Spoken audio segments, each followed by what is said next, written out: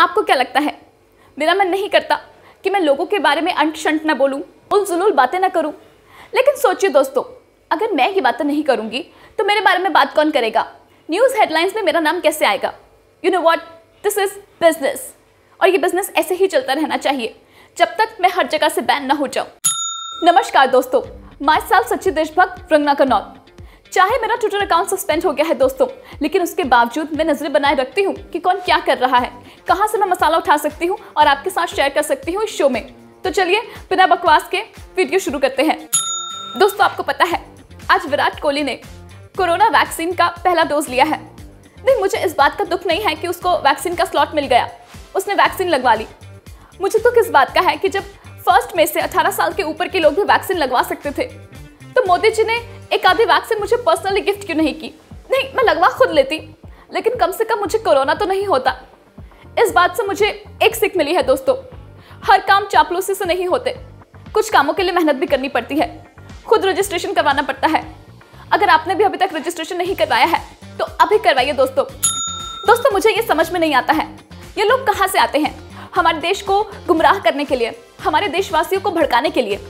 अभी मैं देख रही थी इंटरनेट पर कुछ लोग हैं जो ऐसा क्लेम करते हैं कि अगर आप गाय का क्या होता है वो, हाँ, गोबर और गोमूत्र, उससे अगर आप नहाते हैं या फिर उसको कंज्यूम करते हैं तो कोरोना वायरस के अगेंस्ट आप जीत सकते हैं, आप क्योर हो जाएंगे। देखिए दोस्तों, ऐसी बकवास बातों पे बिल्कुल भी भरोसा नहीं करना है। ऐसा कुछ नहीं है कि मैं अपने आप से नहीं कह रही हूँ, बल्कि इंडियन डॉक्टर्स भी ऐसा कह रहे हैं। तो आपको जैसा कि मैंने कहा, दवाई लीजिए, प्रिकॉशंस लीजिए, मास्क लगाइए और हाँ, वैक्सीन के लिए खुद को रजिस्टर करवाइए अगर अभी तक नहीं किया है।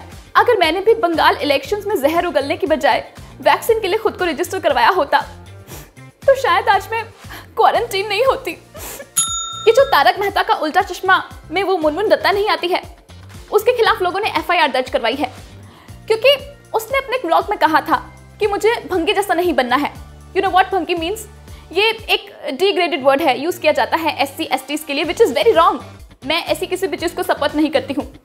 हालांकि मुनमुन दत्ता ने माफी मांग ली है दोस्तों ऐसे तो मैं भी कितनी बार कुछ भी बोल देती हूँ, जैसे कि मैं किसानों को टेररिस्ट बोलती हूँ, एंटी CAA प्रोटेस्टर्स को मैं एंटी नेशनल बोल देती हूँ, लेकिन मैंने कभी माफी मांगी नहीं ना।